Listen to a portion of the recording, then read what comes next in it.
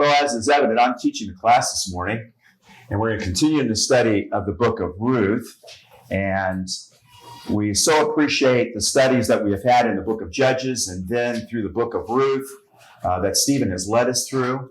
And this morning, Lord willing, we're going to complete the study of the book of Ruth, looking at both the third and the fourth chapters. And so, as we have understood, the book of Ruth is a beautifully written book. It's a book showing wonderful relationships. And as Stephen had pointed out, it is during the period of time of the Judges when the life of most of Israel at that time was ungodly in their behavior and their practices.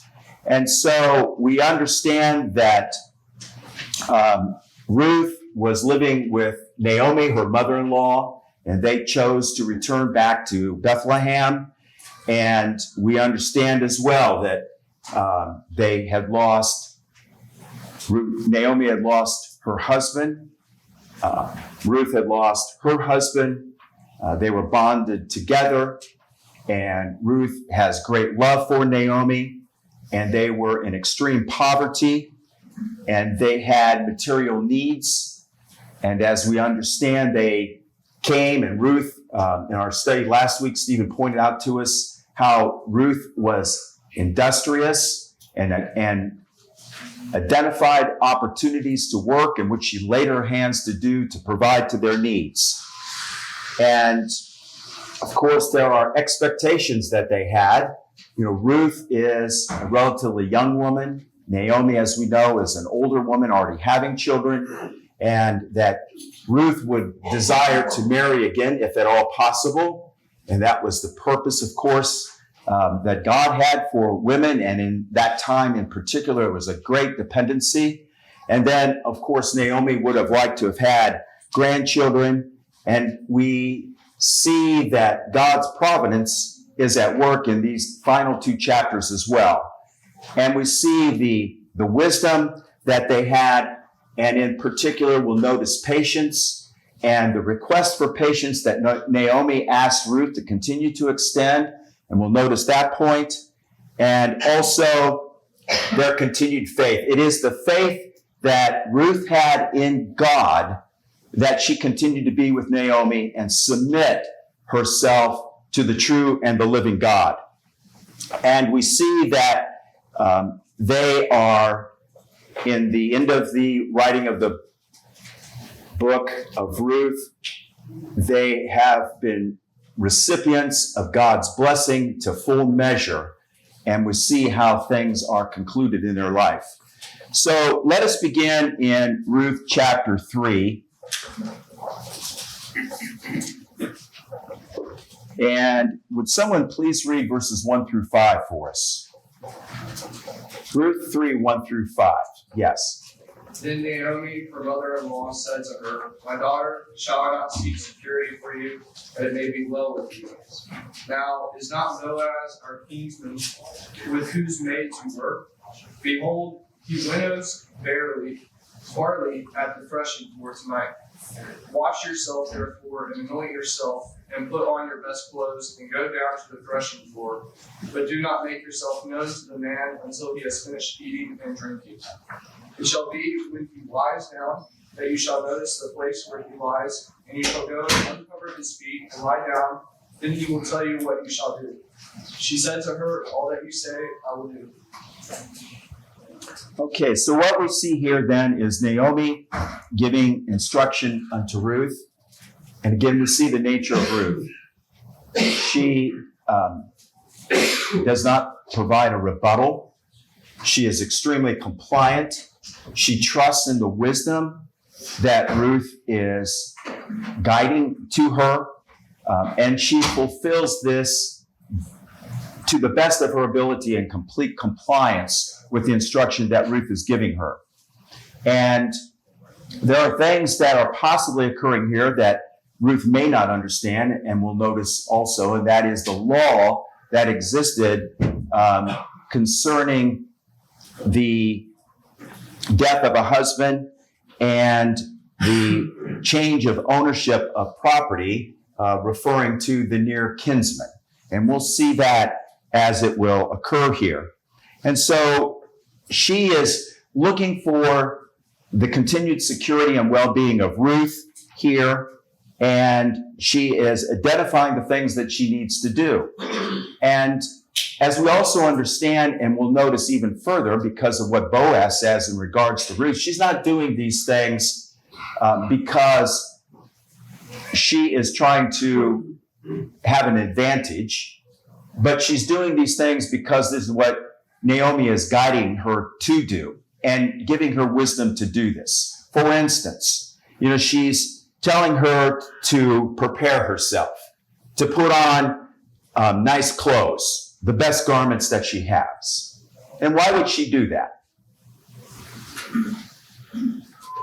Well, isn't it a desire to be favorable rather than unfavorable? We put on our best clothes when we want to have a favorable impression and project that to others. So you see, Naomi understands that. You can appear in a very unfavorable way, and that's not her desire for Ruth. She wants Ruth to have the best possible impression that she can on Boaz. And so she instructs her to do this and to go quietly. And Ruth is, again, compliant in all these things. We don't see any pushback, as we would say, in regards to Ruth and her ideas and behavior about this. And so she agrees, and she then, as the verse tells us, is doing all that she was told that she should do.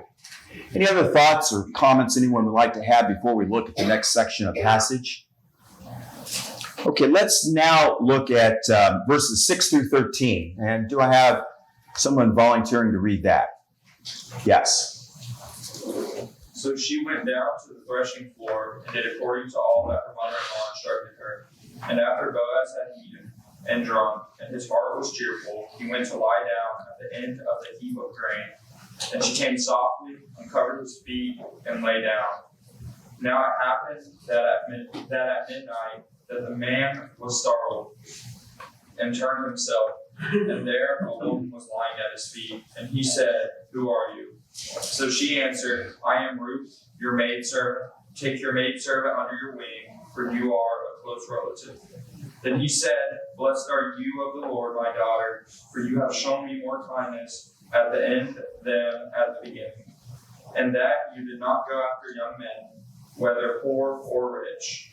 And now, my daughter, do not fear.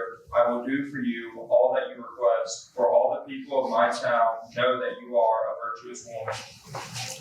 Now it is true that I am a close relative. However, there is a relative closer than I. Stay this night, and in the morning it shall be that if he will perform the duty of a close relative for you, good, let him do it. But if he does not want to perform the duty for you, then I will perform the duty for you. As the Lord lives, lie down until the morning." Okay, very good. So we now see that Ruth is identifying her purpose here, and she is making reference to the law about a close relative or close kinsman. And does anyone have an understanding of that as it was in Deuteronomy or in Leviticus that they would like to express? Stephen? They're instructed, and Jesus deals with this with the Sadducees when they ask that question about a man dies and leaves his wife, they have no children, and so the brother is to take the wife and raise up offspring in his name, and that was to preserve the inheritance in the family line. Right.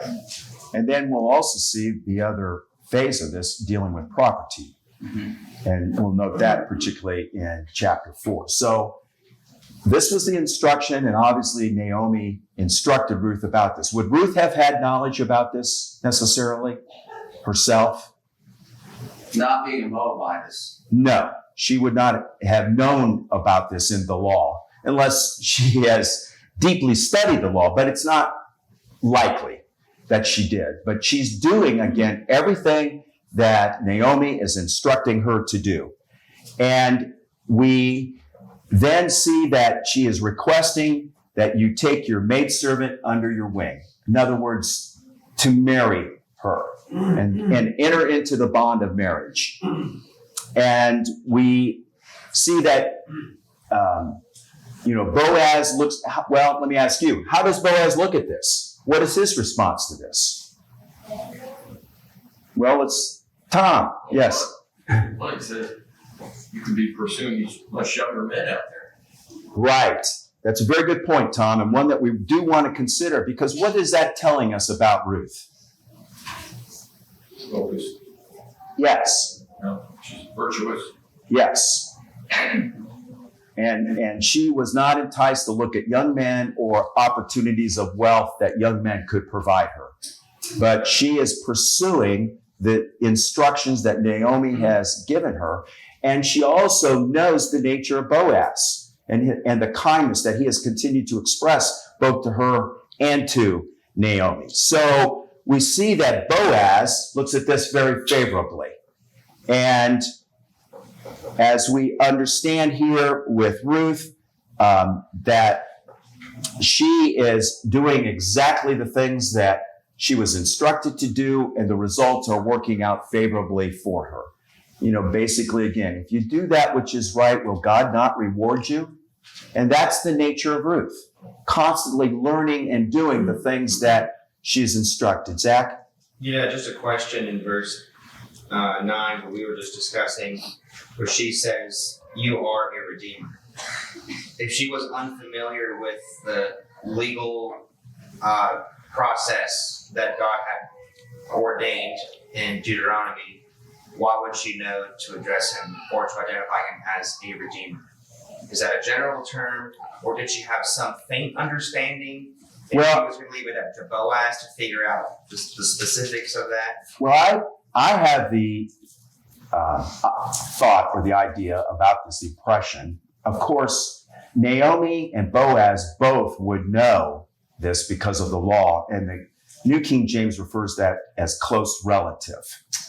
So as Stephen was explaining in Deuteronomy and in Leviticus, that is all explained to us. So she knows that Boaz is a close relative because Naomi told her about this. So there's more to this. And that's then where the law begins to have its bearing upon what events are going to take place. Stephen? And I see that, at this point when she's in there, Naomi's probably giving her some instruction. Here's the process we need to follow, and maybe we don't have all that spelled out for us, but she does have this understanding. Okay, I'm following the law that I'm living under now, and so the close relative, I know you're supposed to be the one, and so on and so forth. Right. And then we see that protocol being further expressed to her by Boaz, which he does, to your point. Right, exactly. And I also find it interesting, Ruth is first following the law, and secondly, looking at character. So, see, the law says, here's who you're supposed to be married to, here's what's authorized. Yes. And then the character of Boaz takes precedent over other aspects that may or may not be favorable to him, whether it's age or looks or whatever. She knows he's a good man. He's kind, he's compassionate, he respects God. Right. And as you're describing that, that's a favorable thing. And we also see that there is another action to this that could or could not be favorable. Right. To your point. But if things would go as desired, Boaz is a relative, a near kinsman, and he is a desirable individual because of his character and his life. Right. So let's, in our efforts to continue to move along, and as we noted and Stephen expressed, there's a protocol, there are proper steps, and they're following these steps. So the first question that we had was, consider principles and actions in choosing a spouse found in the story of Boaz and Ruth, and list these things and be prepared to discuss. So we've touched on some of these, So does anyone have any others that they would like to express as we look at principles and actions and characters about selection? And here, of course, we have influence of the law. Yes, Mike? I think we need to look at the law also before we pick up someone who's who potentially going to marry. Have they been married before? What was the cause of that from the splitting up? We need to ask all those questions first and foremost, and then start looking at character and stuff like that. Right, because the law determines, first of all, does that person have a right to be married? And that's the first distinction that must be satisfied. And so as we look at characteristics, we need to find out, are they living a godly life and one that is complying to God's law? And if they're not, then you need to take the necessary action to sever yourself, and quickly. What else do we see here? Yes, Elaine? I saw a good-looking guy. She could have saw a rich guy, but she didn't. That's not the route she took. Right. So it was, again, as we start first with the law and then the favorable characteristics of Boaz, but as Tom had mentioned, she didn't look to the young men. She didn't look to others. She didn't look to those outside and even the family. She continued to be allegiant to Naomi and the guidance that she was receiving. And as we see further guidance here. So she wasn't in pursuit of wealth, money, or a handsome young man. Yes. One of the other things that we would consider is a good reputation. Boaz made mention that it was well known that Ruth was a virtuous woman. Obviously, Boaz had a good reputation among the people. Yes, Carrie, that's such an excellent point that she is known as a virtuous woman. She's known by that amongst all of her peers. And certainly Boaz continued to recognize that of her from the very beginning. So not only Boaz's character is highly favorable, but Ruth is a virtuous woman, and therefore a woman that would be desirable by Boaz, because you don't want to be married to a woman that is not virtuous. Yes. I think it leads us to something that's unpopular today, but that love is an intellectual choice instead of an emotional reaction. Yes, it is. You know, and as we've talked about, there's criteria that must be looked at and followed when you start to choose a mate for life. And as Mike mentioned, beginning with, are they legal in the sense of God's law, even to be married? Yes, Ashley. You touched on it already, but she also heeded the counsel of Naomi. Yes. She looked for her wisdom and followed it. That's right. And you have to believe, and seeing that character of someone, that would continue to be then aligned with Boaz when or if they are joined together, and which we know they are. So she would be compliant to him, just as she was compliant to Naomi, and being respectful for authority. Mike? I think also, her criteria, even on the outside, it wasn't so restrictive that she couldn't find someone. I think that, a lot of young people do that. They want the perfect person, and then we find out we're not the perfect people. In this case, Boaz isn't young. He's an older guy. Mm-hmm. But she doesn't allow that to say, well, he's disqualified just because of that. She's still open to these other characteristics that are desirable. Yeah, and to your point, significantly more desirable than just age or attraction. Again, setting the priority. Zach? They were both workers, and they could see that in each other, and that's one thing that I think is healthy to look for in a future spouse. Is, are they willing to work not just for food for themselves or for their family, but in the kingdom? Are they workers? And also, Boaz and Ruth knew each other, not intimately. They weren't long lost friends, but they weren't unfamiliar. They had some interaction. They knew of each other. They had spoken with each other. They weren't complete strangers by the time we get to this section in Ruth chapter 3. Mm-hmm. So they were on a first name basis, if you will, and they were both hardworking individuals. That was not a show. That was who they really were. Yeah, to your point, Zach, they would have admired that. You have to believe that they would admire that characteristic in one another, which also helps to bond people together because of the commonality in belief and practice. So, very good point. Okay, let's just move right into question number 2 while we're answering these questions. What was the general view, treatment of God's marriage law during the time of the Judges? And Stephen had talked about this previously as we concluded the book of Judges, and even talked about it earlier as we were studying the 1st and 2nd chapter of book of Ruth. So what was that condition? What was going on? It was a wreck. Yeah, violence, horrific things happening, people's bodies being dismembered to try to awaken people. I mean, things that we just can't even imagine. So it was a wreck, as Stephen mentioned. Homosexuality, rape, violence, disrespect for God's law, kidnapping, murder, just everything imaginable. And so again, we see how refreshing it is to study and reflect upon the beauty of the book of Ruth in contrast to the condition of Israel at that time.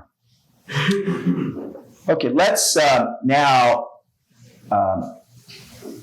read through 14 through 18, completing the 3rd chapter. And then we'll make some comments and look at question number 3 as we move into chapter 4 and try to wrap all of this up. So do I have someone that would be willing to read 14 through 18? Zach? So she lay at his feet until the morning, but arose before one could recognize another. And he said, "Let it not be known that the woman came to the threshing floor." And he said, "Bring the garment you are wearing and hold it out." So she held it, and he measured out 6 measures of barley and put it on her. Then she went into the city. And when she came to her mother-in-law, she said, "How did you fare, my daughter?" Then she told her all that the man had done for her, saying, "These 6 measures of barley he gave to me, for he said to me, 'You must not go back empty-handed to your mother-in-law.'" She replied, "Wait, my daughter, until you learn how the matter turns out. For the man will not rest, but will settle the matter today." Okay, very good. So here again we see Ruth's compliant nature, her submissive nature, and obedient nature. And as she followed the instruction that was given to her by Naomi, she is following the instruction that is given to her by Boaz. And in these verses then, we see that she returns to Naomi. And what news does she bring to her? Is this sad news? No, it's just as Naomi had hoped. Absolutely. Fulfilled of her expectations that this would go in the direction that it goes. And we see some great wisdom here that's being imparted to Ruth, again, by Naomi. So we see that Boaz, in his giving of the grain, would be a recognition of commitment. It's an endorsement because she came back with that. So that was a favorable thing, that he, again, is thinking of Naomi and of the 2 women together and provides to her. And so she does not return empty-handed. And so I think in particular verse 18 is notable to us. And she says, then she said, "Sit still, my daughter." And she's expressing her, in other words, what might we say? What's she saying to Ruth? Be patient. Be patient. Now let's think about this as we have been. So she knows that she has one husband, possibly, right? What about the other? Because what did Boaz say to Ruth? You got to check with the guy who's first in line. That's right. I'm second in line here, but there's someone first in line. So do you think there's any anxiety on Ruth's part? Yeah, she may end up being married to a man that she doesn't even know at all. So here's counsel again given to her by Naomi. Live by faith, not by sight. Do the things that are right by God. Let God work his providence. In essence, to me, is what Naomi is saying to her. Because this could go a whole different way.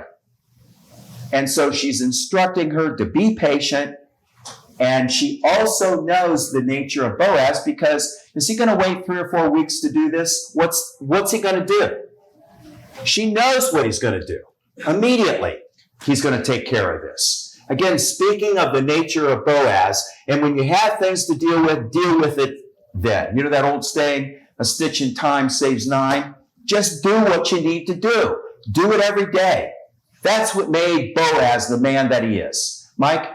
That's exactly what I was going to say. He's not Yes, sir. known for this. He's not a procrastinator. He takes care of business. He doesn't lay around and think about, he just takes care of business. Yeah, I'm going to deliberate for weeks. That's not Boaz.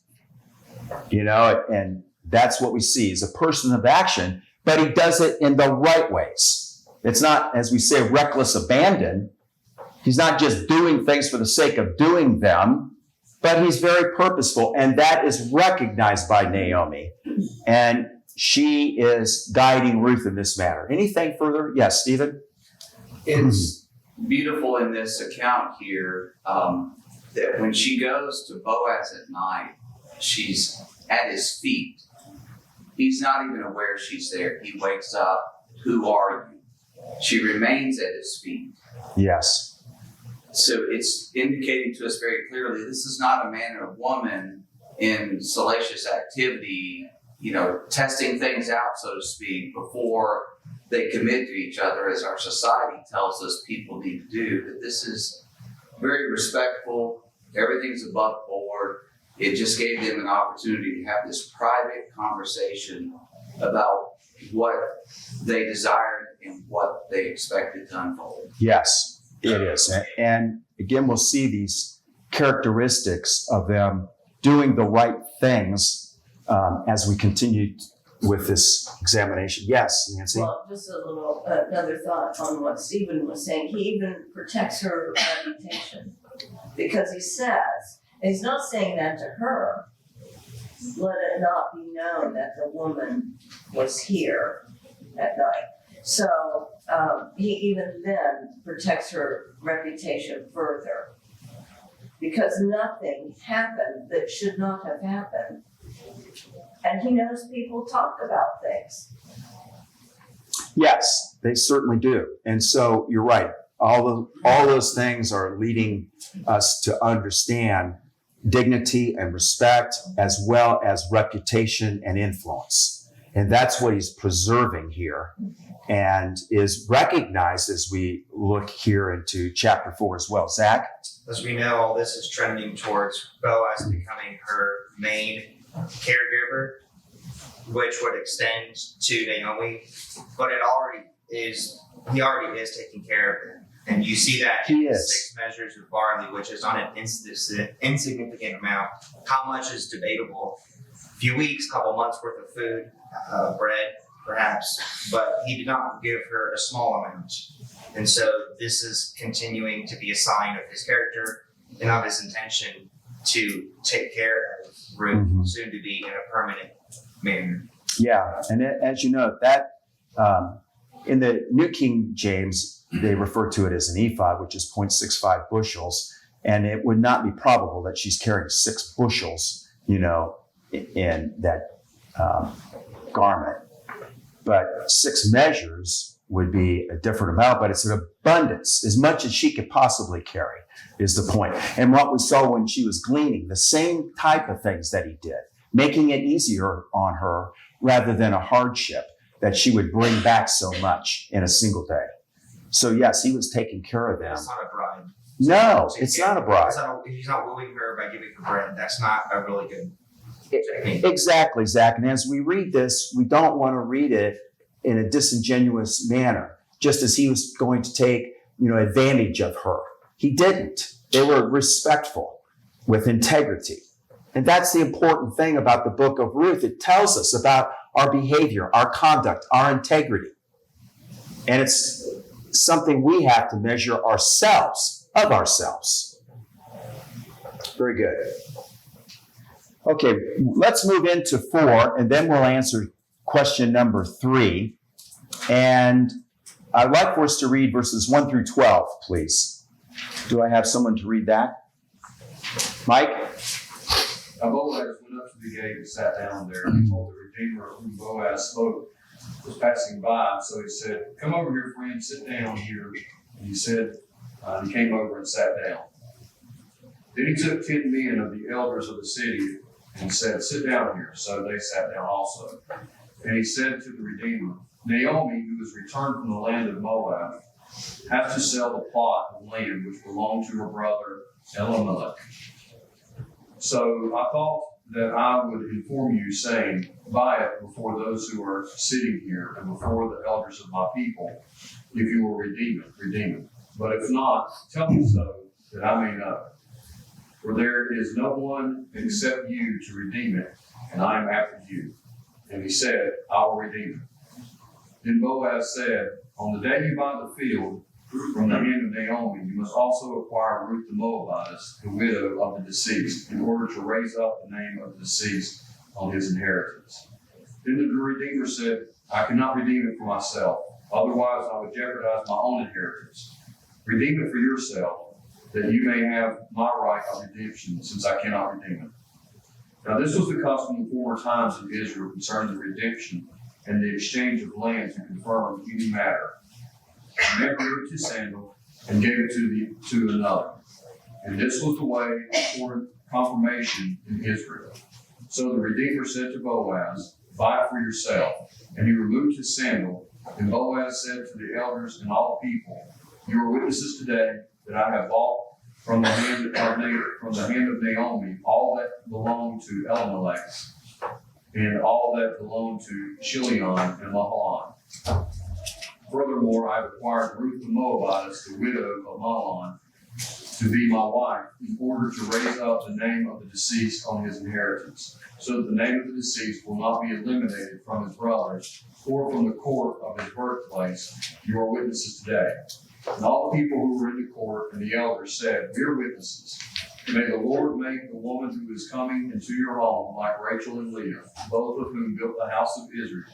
And may you achieve wealth in Ephrathah and become famous in Bethlehem. Moreover, may your house be like the house of Perez, whom Tamar bore to Judah, through the descendants whom the Lord will give you by this young woman." Okay, thank you, Mike. So there's a lot there for us to consider. And what I'd like to do is start by going back and let's look at question number 3.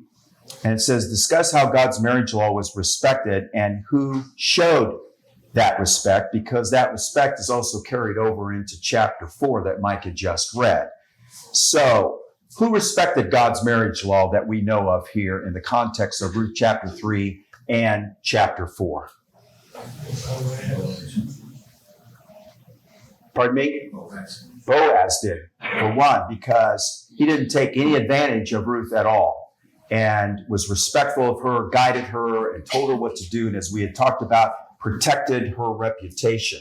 Nancy?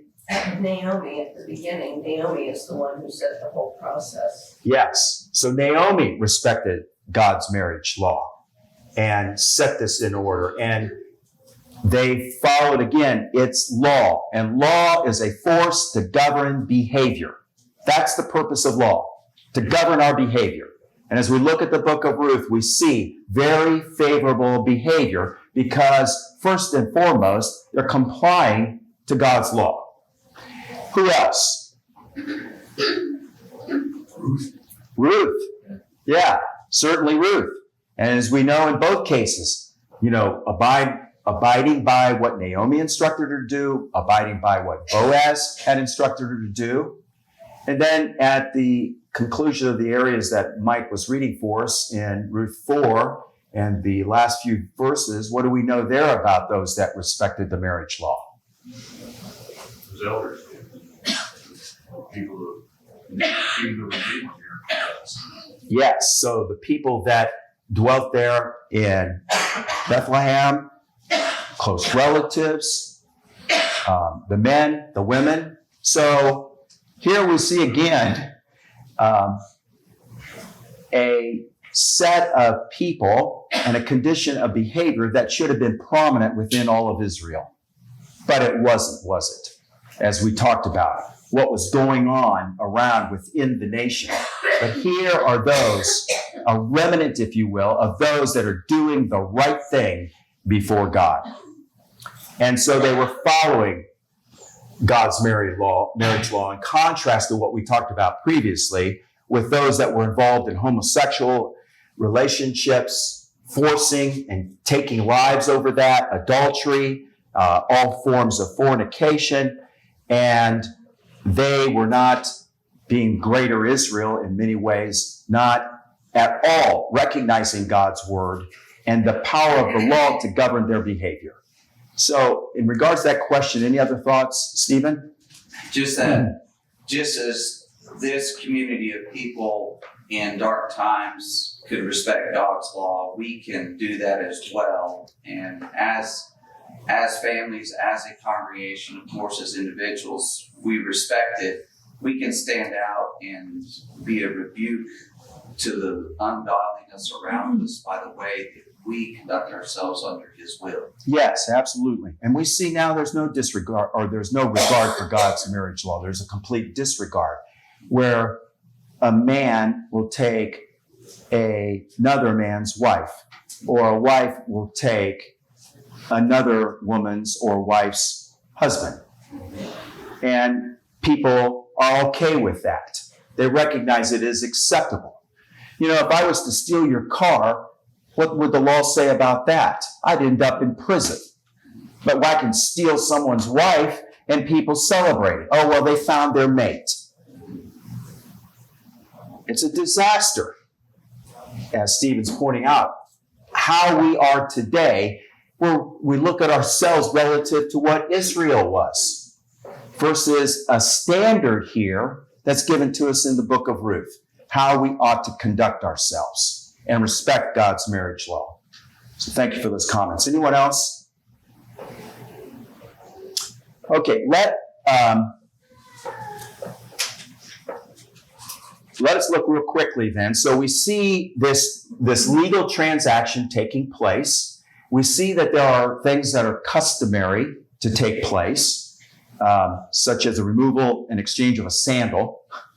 You know, so that is apparently a customary thing that was done to recognize this. Yes, Zach? Minus the slap to the face. Or spitting in the face, as I think. That might be what it is. Yeah, I think it was in Leviticus, maybe. But yes, did you want to comment on that, Stephen? No. I looked over that in Deuteronomy 25. It's very specific, and the customary part of this is designed to shame a man, so there's shame for him not fulfilling his duty. This man, for whatever reason, doesn't want to fulfill that duty, and it's to say, you know, shame on you for not doing that, but there's provision for someone else then to step in and to fulfill it. Right.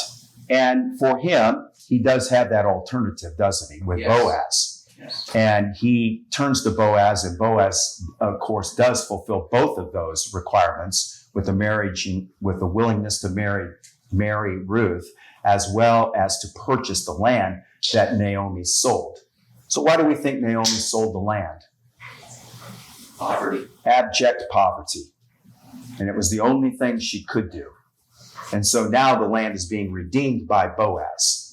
And so, without digging too deep into some other things that really I can't well define, but for whatever reason, it would alter his inheritance, and maybe that would be through the financial purchase, or if he would have a son with Ruth, it could change heir relationships or other things. But anyway, with those things aside, and for the sake of time, we'll continue to move along here.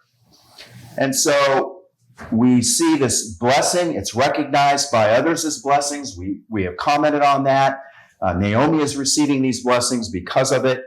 And so let us now look at, let's read 13 through 22 and try to continue to move along here. Stephen? So Boaz took Ruth, and she became his wife. And when he went in to her, the Lord gave her conception, and she bore a son. Then the women said to Naomi, "Blessed be the Lord, who has not left you this day without a close relative, and made his name be famous in Israel. And may he be to you a restorer of life and a nourisher of your old age. For your daughter-in-law, who loves you, who is better to you than 7 sons, has borne him." Then Naomi took the child and laid him on her bosom and became a nurse to him.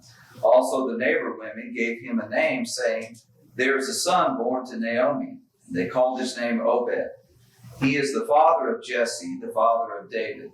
Now this is the genealogy of Perez. Perez begot Hezron, Hezron begot Ram, Ram begot Amminadab, Amminadab begot Nahshon, Nahshon begot Salmon, Salmon begot Boaz, Boaz begot Obed, Obed begot Jesse, and Jesse begot David.